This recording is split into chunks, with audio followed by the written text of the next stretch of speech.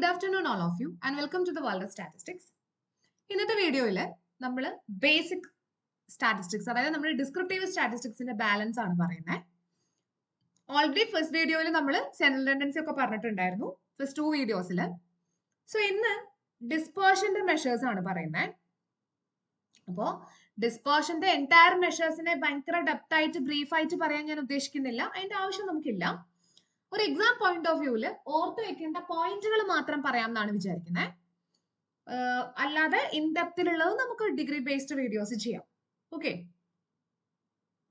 അപ്പോ first of all എന്താണ് dispersion? Dispersion എന്ന് പറയുന്നത് tendency of observations to scatter from a fixed point. ഒരു ഫിക്സഡ് പോയിന്റിൽ നിന്ന് ഒബ്സർവേഷൻസ് സ്കാറ്റർ ചെയ്ത് മാറാനുള്ള ഡേറ്റയുടെ ടെൻഡൻസിയാണ് നമ്മൾ ഡിസ്പേർഷൻ എന്ന് പറയുന്നത്. മെയിൻ ആയിട്ടും ആ ഒരു സ്കാറ്ററിംഗ് മെഷർ ചെയ്യുന്നത് രണ്ട് കൈൻഡ് ഓഫ് മെഷേഴ്സ് യൂസ് ചെയ്തിട്ടാണ് ഡിസ്പേർഷന്റെ: absolute measures and relative measures. Absolute measures എന്ന് പറയുന്നത് പ്രധാനമായിട്ടും 4 എണ്ണമാണ് നമുക്ക് ഡിസ്കസ് ചെയ്യാനുള്ളത്: range, quartile deviation, mean deviation and the last one is standard deviation. ഇത് 4ഉം ഭയങ്കര ഡെപ്ത് ആയിട്ട് എല്ലാ കൈൻഡ് ഓഫ് ഡേറ്റയ്ക്കും പറയുന്നില്ല, ജസ്റ്റ് റോ ഡേറ്റയ്ക്ക് മാത്രം നമുക്ക് പറയാം. First of all range. Range എന്ന് പറയുന്നത് largest observation minus smallest observation. അതായത് എൻറ്റയർ ഡേറ്റ സെറ്റിൽ ആകെ 2 എക്സ്ട്രീം വാല്യൂസിനെ മാത്രം ഉപയോഗിച്ച് ഡിഫൈൻ ചെയ്തിട്ടുള്ള ഒരു മെഷർ ആണ് range. So largest observation minus smallest observation. Then quartile deviation is equal to Q3 minus Q1 by 2. ഈ Q3 Q1 ഒക്കെ എന്താണെന്ന് അറിയാലോ, ക്വാർട്ടൈൽസ് ആണ്. അതായത് അത് ഞാൻ ഏതോ ഒരു വീഡിയോയിൽ ഡിസ്കസ് ചെയ്തിട്ടുണ്ട് തോന്നുന്നു. ക്വാർട്ടൈൽസ് എന്ന് പറയുന്നത് എൻറ്റയർ ഡേറ്റ സെറ്റിനെ 4 ഈക്വൽ പാർട്ടുകളായിട്ട് ഡിവൈഡ് ചെയ്യാൻ എബിലിറ്റി ഉള്ള 3 പോയിന്റുകളെയാണ് നമ്മൾ ക്വാർട്ടൈൽസ് എന്ന് പറയുന്നത്: Q1, Q2, Q3. അതിൽ Q2 ആണ് നമ്മൾ മീഡിയൻ എന്ന് പറയുന്നത്. ശരിയല്ലേ? ഇതേപോലെ പെർസെന്റൈൽസും ഡെസൈൽസും ഒക്കെ ഉണ്ട്. ഡെസൈൽസ് എന്ന് പറയുന്നത് എൻറ്റയർ ഡേറ്റ സെറ്റിനെ 10 ഈക്വൽ പാർട്സ് ആയിട്ട് ഡിവൈഡ് ചെയ്യാൻ കേപ്പബിലിറ്റി ഉള്ള 9 പോയിന്റ്സിനെയാണ് ഡെസൈൽസ് എന്ന് പറയുന്നത്. അതേപോലെ പെർസെന്റൈൽസ് 100 ഈക്വൽ പാർട്സ് ആക്കാൻ എബിലിറ്റി ഉള്ള 99 പോയിന്റ്സിനെയാണ് നമ്മൾ പെർസെന്റൈൽസ് എന്ന് വിളിക്കുന്നത്.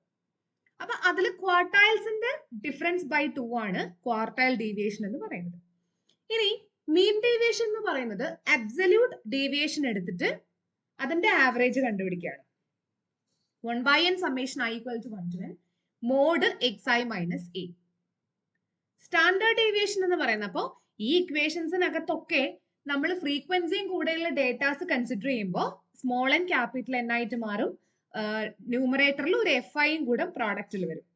ഓക്കെ, സ്റ്റാൻഡേർഡ് ഡീവിയേഷൻ എന്ന് പറയുന്നത് is equal to square root of 1/n summation xi minus x bar the whole square. ഓരോ ഒബ്സർവേഷനിൽ നിന്നും ആവറേജ് മൈനസ് ചെയ്ത് സ്ക്വയർ ചെയ്യുന്നതാണ്. ഇനി സ്റ്റാൻഡേർഡ് ഡീവിയേഷൻ പറയുന്ന ഒരാള് ഒബ്വിയസ്ലി ഓർത്ത് വെക്കേണ്ട ഒരു കാര്യമാണ് വാട്ട് ഇസ് വേരിയൻസ്. വേരിയൻസ് എന്ന് പറയുന്നത് സ്റ്റാൻഡേർഡ് ഡീവിയേഷന്റെ സ്ക്വയർ ആണ് ആക്ച്വലി, അല്ലെ?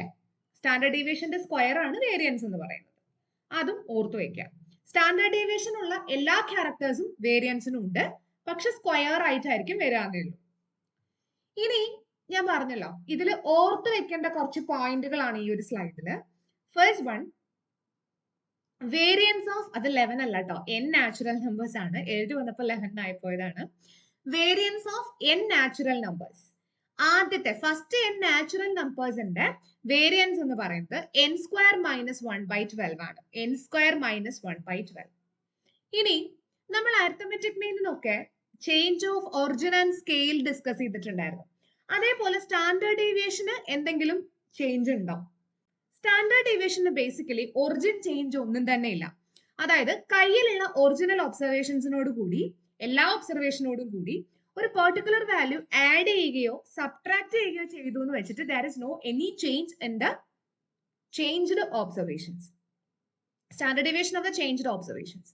ഓക്കെ, അപ്പോ ഒറിജിന് ചേഞ്ച് ഒന്നുമില്ല. സ്കെയിലിന് ചേഞ്ച് ഉണ്ട്.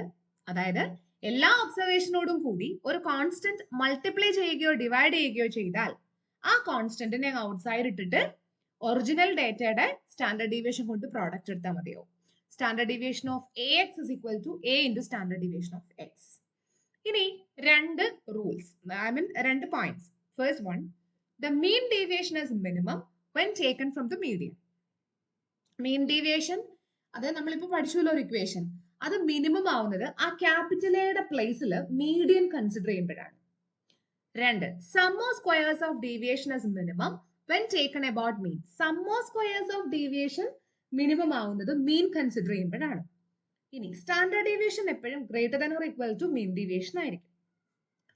ഇനി കോമ്പറ്റേറ്റീവ് എക്സാം പോയിന്റ് ഓഫ് വ്യൂവിൽ നമുക്ക് എപ്പോഴും ആവശ്യമുള്ള കുറച്ച് റിലേഷൻഷിപ്പ് ആണ്. അതിൽ ആദ്യം എഴുതിയിരിക്കുന്നത് റിലേറ്റീവ് മെഷർ ഓഫ് ഡിസ്പേർഷൻ ആണ്. റിലേറ്റീവ് മെഷർ ഓഫ് ഡിസ്പേർഷൻ എന്ന് പറയുന്നത് നമ്മുടെ ഡിസ്പേർഷന്റെ ഏതെങ്കിലും ഒരു അബ്സല്യൂട്ട് മെഷറിനെ സെൻട്രൽ ടെൻഡൻസിയുടെ ഏതെങ്കിലും ഒരു മെഷർ കൊണ്ട് ഡിവൈഡ് ചെയ്യുമ്പോൾ കിട്ടുന്നതാണ് റിലേറ്റീവ് മെഷർ ഓഫ് ഡിസ്പേർഷൻ എന്ന് പറയുന്നത്. അത് ഓർത്തു വയ്ക്കാം. ഒന്നും കൂടെ പറയാം. ഡിസ്പേർഷന്റെ ഏതെങ്കിലും ഒരു അബ്സല്യൂട്ട് മെഷറിനെ സെൻട്രൽ ടെൻഡൻസിയുടെ ഏതെങ്കിലും ഒരു മെഷർ കൊണ്ട് ഡിവൈഡ് ചെയ്യുമ്പോൾ കിട്ടുന്നതാണ് റിലേറ്റീവ് മെഷർ ഓഫ് ഡിസ്പേർഷൻ എന്ന് പറയുന്നത്. അങ്ങനെ ഡിവൈഡ് ചെയ്യുമ്പോൾ ഏറ്റവും പെർഫെക്റ്റ് ആയിട്ട് അല്ലെങ്കിൽ കുറച്ചും കൂടെ ബെറ്റർ ആയിട്ട് കിട്ടുന്ന ഒരു റേഷ്യോ ആണ് standard deviation by arithmetic mean എന്ന് പറയുന്നത്. അതിനെയാണ് നമ്മൾ കോഎഫിഷ്യന്റ് ഓഫ് വേരിയേഷൻ എന്ന് വിളിക്കുന്നത്. Simply CV. CV is equal to standard deviation by arithmetic mean into 100. ഇനി ആ എഴുതിയിരിക്കുന്ന മൂന്ന് റിലേഷൻഷിപ്സ് അത് എപ്പോഴും ഒരു കോമ്പറ്റേറ്റീവ് എക്സാമുകൾക്ക് എപ്പോഴും ട്രൂ ഓർ ഫാൾസോ അല്ലെങ്കിൽ കറക്റ്റ് ചൂസ് ചെയ്യാനോ ഒക്കെ ആയിട്ട് ചോദിക്കുന്ന ഒരു ക്വസ്റ്റൻ ആണ്. Range is equal to 6 into standard deviation ആയിരിക്കും. ഒന്നത് range is equal to 6 into standard deviation. രണ്ട്, quartile deviation is equal to 2/3 standard deviation.